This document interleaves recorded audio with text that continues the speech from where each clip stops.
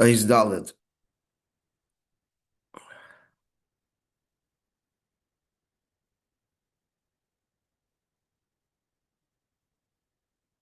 So he's talking about is Golus Mitzrayim. So Golus Mitzrayim creates creates the concealment. Sins create the concealment. And plunge Seder Shtalshalis into darkness, in the sense that we don't see it. So the whole Torah is Hashem's names and revelations, but I say later, we don't see it.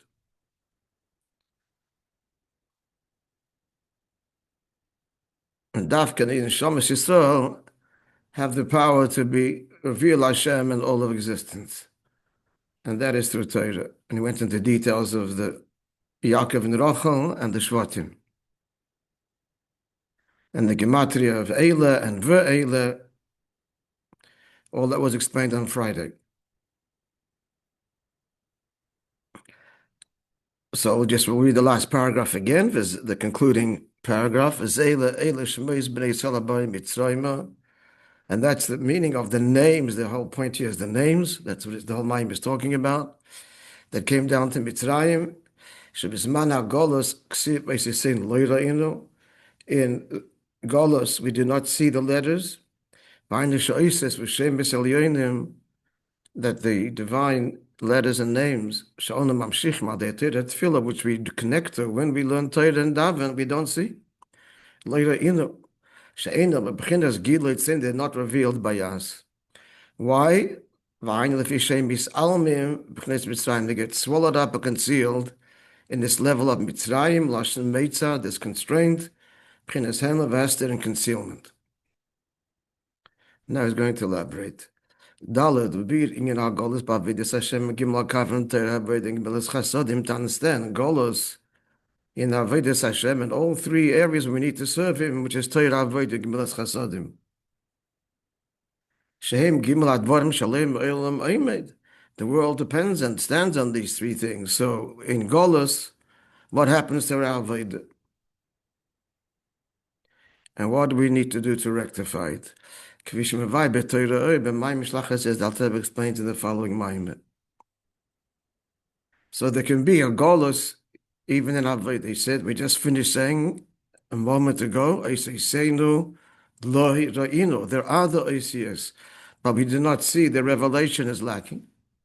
So there is the Torah avoiding Bilas Chasana, but it's in a Golos way, meaning yesh oifen avoidish b'chol beket near Adam mishnasai.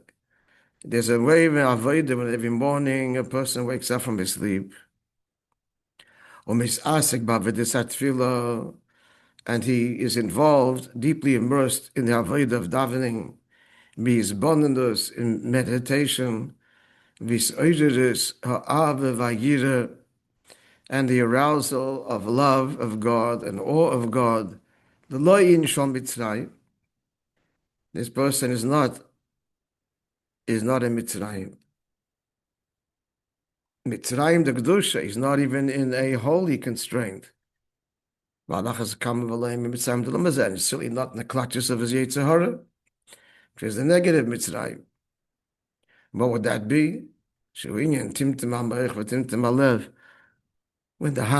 When the mind becomes dulled and the heart becomes dulled, so that's already Mitzrayim of Klippa.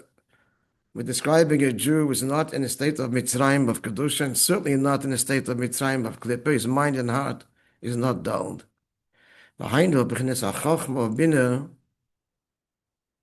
He's a Jew holding in a level where his chachma, his understanding, Begdulas Hashem, in Hashem's greatness, it's a deep meditation, in his mind and his thought. And through such, he is the master of his heart, and he stirs the heart, of his emotions, of Ava, V'yira, he has love and fear, Bizgalis Liboy, in revealed state in his heart. This person is not in Mitzrayim, not Mitzrayim of Klippa, and not in Mitzrayim of Kedusha. Kamesha Kosov, he's in a state of, as expressed in the Pasuk, Shivchi Kamayim Libech, My heart pours out like water. Neichach b'nei Hashem before Hashem. And from this longing, he comes to the tzimoin. From this love comes a longing. And then he's lovesick. And higher than even he ascends even higher. He comes to a state where his soul desires to expire and leave the body's limitations and unite with Hashem. He doesn't because God doesn't want that, but that's his state of spiritual, conscious, rapturous love and longing for God. The Alter Rebbe explains in the final chapters of Tanya, those higher levels of love. That's the theory, that's the chassid, the tzaddik, that's a Jew who's not in Golus. He's not in an internal Golus at all. We're talking about Abayim Mitzrayim. Omdam Yachali is Gam Mayim B'the Matzav Shal Mitzrayim. There could be a Yid. He's in the Matzav of Mitzrayim. What's Mitzrayim?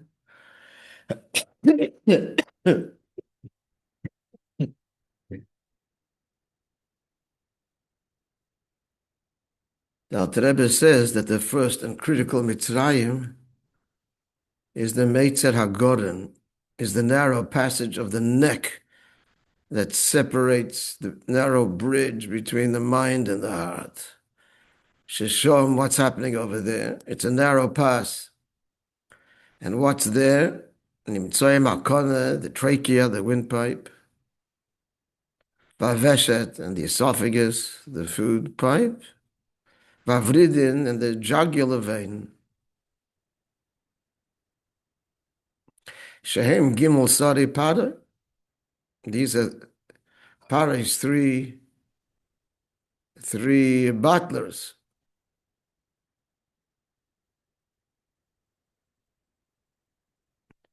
So the windpipe would probably be the wine butler, the food pipe is the baker, and the jugular vein is the butcher. I'm assuming that that's the parallel. So what this is all Baruchnis he's talking now. So because Pari is in the way, what happens is that there's no flow. What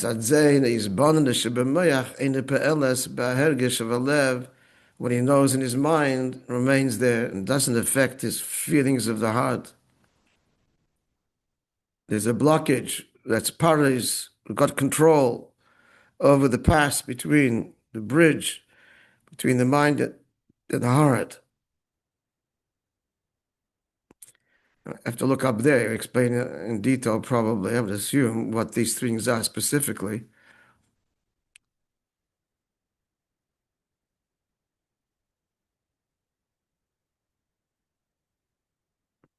And all likely corresponds to the emotions of Chesed, Gevur, and Tiferes.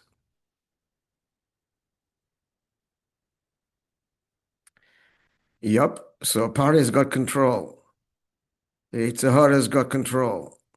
He remains unmoved despite what he knows and understands. For in Timtum Alev, his heart is blocked. That's Pari, that's Mitzrayim. He's the king of Egypt. Now, an interesting thing. It starts with Timtum Alev, the mind, at the outset is responsive. At least he gets excited in the mind and he's moved in the mind. There are emotions of the mind. But now he says, once the heart is dulled, then even the mind can get dulled. Timtum HaMoyach. First of all, that means many things. I mean, it means that ideas just don't go into his head. There's a blockage. His coarse, cannot think abstractedly. So he's coarse, the mind is coarse. That's one level. Another level is even he does understand it, but okay, so it's information stored away, filed away. There's not even an excitement in the mind. So he's in Mitzrayim, this fellow. Wonder who he is. So what's the solution? Not to remain stuck there, God forbid, in slavery, but to go out of bondage, like the Pasuk says, that Hashem said to Moishe Rabbeinu, Latziloi, I will go and save him, referring to the Yidden Miyad Mitzrayim. Well, Halois, and I'll lift him up in the Aretzahi from that land. And why is he bringing a pasuk? We need a pasuk to tell us they got to leave Mitzrayim. For these words that are coming right now, because this pasuk is the one that contrasts redemption with Mitzrayim. How is redemption described? How is that you saw described? The good and broad land. That's what he's trying to tell us, that he's no longer constrained. He's got to go out of constraint and open the heart, open the mind. He's got to go to a place of expansiveness, opposite the constrained and narrow place. He has to be in a state where when he thinks and therefore he's aroused with feelings, and when he davens. Rashab writes in his tract on Avodah, it's translated, Kuntras Avodah she'ikar Avodah satfila hoinyin ha'av. The main thing of davening is that the heart should be moved with love. K'maimed, as the Zohar says, there's pulchana. There is no service like k'pulchana derech Musa, the Avodah, the service of love. So that's golos. That's golos in the union of tefillah, avodas tefillah. In summary, a dulled heart and then even a dulled mind. He's doing it all. He's learning, he's davening, but he's dull, he's unmoved, he's cold and detached. So that's golos, that's Oiseiseinu Loi Ro'inu in the inyan of avodas tefillah. There's the Oisius, there's the Giluyim, there's the Shemos, but Loi Ro'inu. He experiences nothing of it. Now, golos in Limud HaTorah, Kamoikin Yachaliyah, and likewise it could be in golos Limud HaTorah. A person could be talking about the Fruma Yid, a Chosid, a big Chosid. But he's in golos and his Torah learning. K'may Merazal. Where do we see that golos in Limud HaTorah is connected to golos Mitzrayim? At Philly, he told us that's the three officers of Parah. The Meitzer HaGorim. So he explained how it is in davening, in the disconnect between mind and heart, and the dulling of the mind and the heart. Where do we see it, however, in the union of Limud HaTorah? He answers. He doesn't ask a question, he's just pointing out. So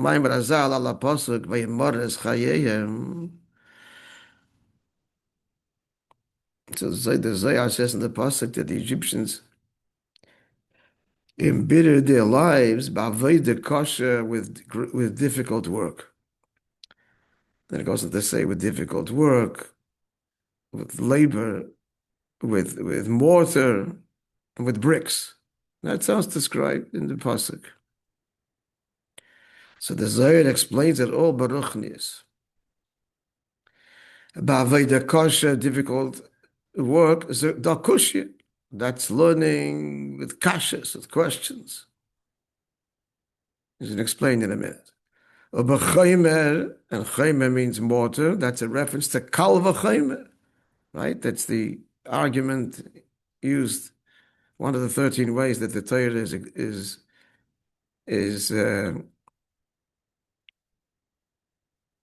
is explained, kal v'chomer, a minor case to a stricter case.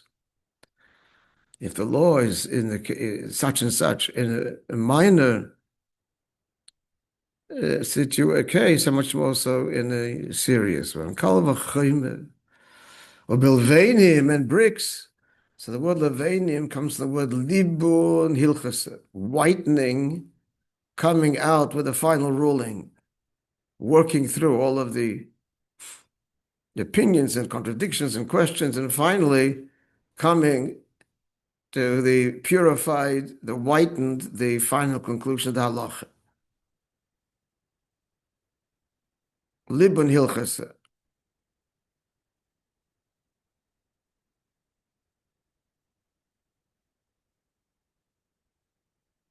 In the furnace, all the material turns white, and then it's finally purified of all dross, and you have the final product. So this is all a reference to learning. So what's the golus? What do we mean by the golus? What's the matzav of golus in limud HaTorah? It goes on to explain.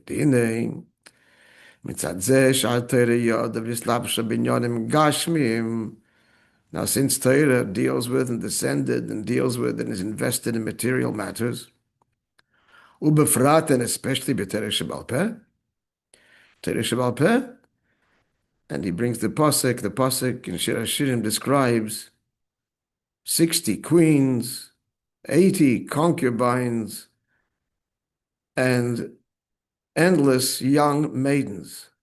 It's a pasuk. Shishim himel malchos, shmenim pelakshim,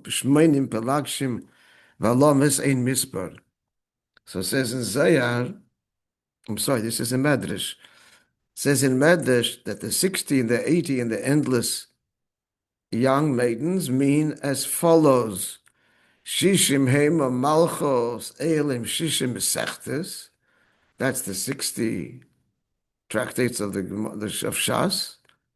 Shmoinim pelagshim, the 80 concubines, ela braises. That's the braises which are not incorporated formally in the Mishnah, but carry the same weight in general. Valom esein mispar, and the endless maidens, ela halachas. That's the rulings, the halachas. So there's so much here in Torah Sheba'al Peh, and he's saying, Shenislapsha gam b'tainis oshek, it deals in material matters, even Torah deals with even false arguments that are presented by a plaintiff or by a claimant. So therefore, since Torah deals with Gashmias, and gets into the nitty-gritty of the physical world and all of its machinations and even false arguments. Therefore, when you learn it, it's possible, Yachaliyis, Maimed Matzuv.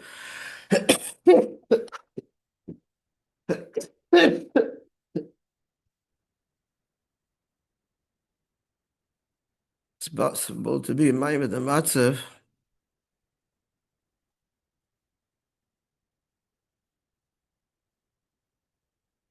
a situation Sh'adam loimet that he's learning, v'sheicheh chas v'sholem, and he forgets, God forbid, on Torah, on the giver of Torah. It's hard to forget about God when you learn Chassidus, but when you learn Gemara, easily. Getting deeply involved in all of the arguments and distinctions and nuance. Godliness in Torah is not obvious, not transparent. You don't see godly light in this opinion, in that opinion, this argument, and this counter argument, and the deception that one of the litigants is trying to perpetuate against the other one. It gets very, very involved in the world of deception and counter arguments and language, etc. As you're learning now in the Rambam, the 3 Prakim, in Leiva Malva, now starting today, Tein Vindit.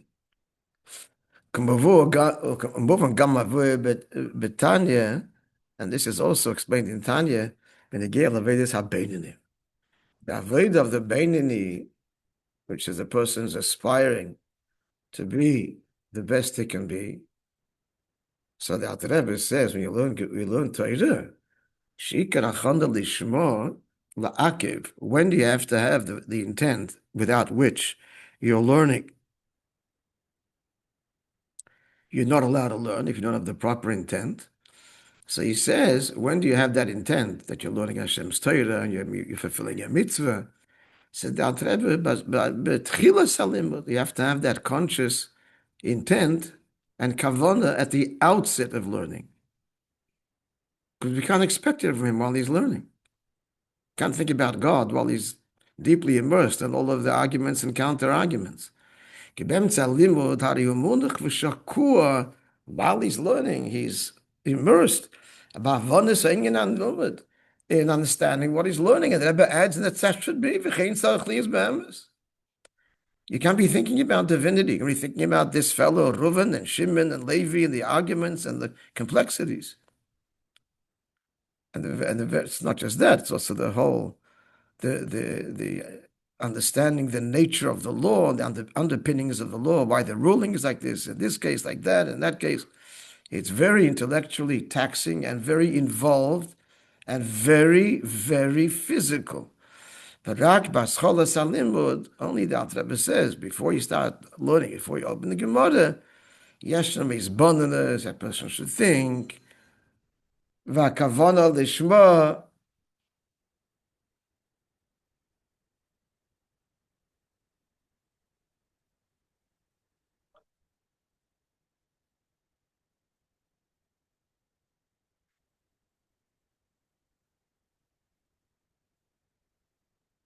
Sorry.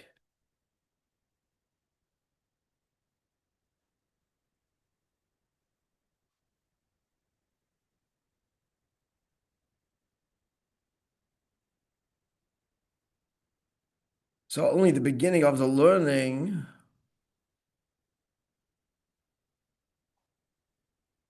that's when you have this bonus in the intent lishma, like days and nifal. So we have that intent at the outset as a context.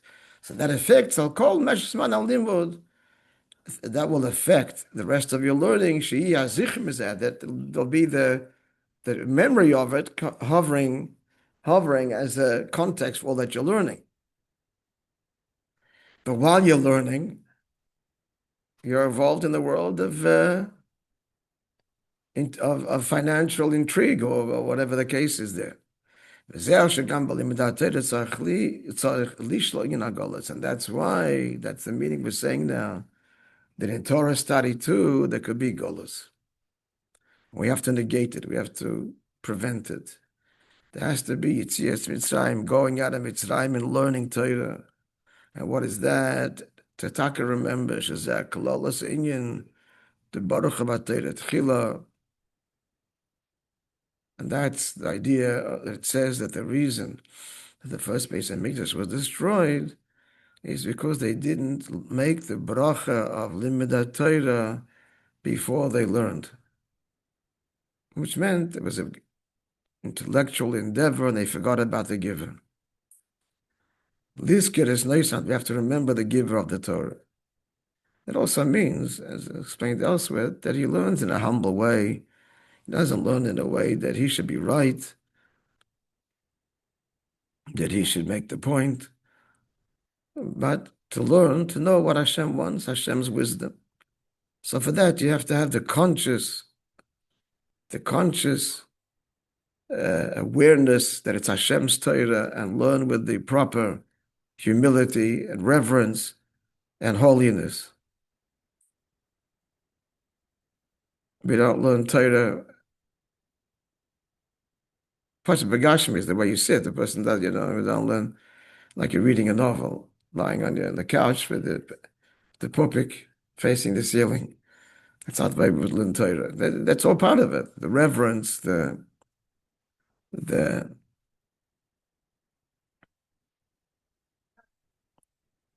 I'm not saying this is in Chabad, but I remember once it was a simcha, a family simcha, gestetne Simcha, bar mitzvah.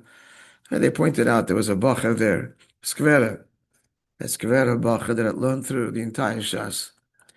And the way he said it to me, and he learned through the Shas,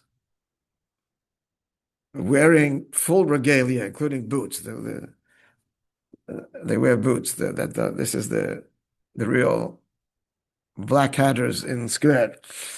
Summer, winter, full hat, the thing, gartel, vest, whatever, the zupitzer, the thing, and his boots, the whole Shas. Something to be said of that. That is because of the reverence, the presence of the king at all times. Melech Malchem Lachem, you learn the Eibish's Torah, even though it's it's a lecture pursuit. That's what it's conveying. You get my point. Okay. So tomorrow we'll continue the Inyan. It's a contrast to the first part of the Maamar, which was very Kabbalistic. This is Avodah. Avodah. Okay.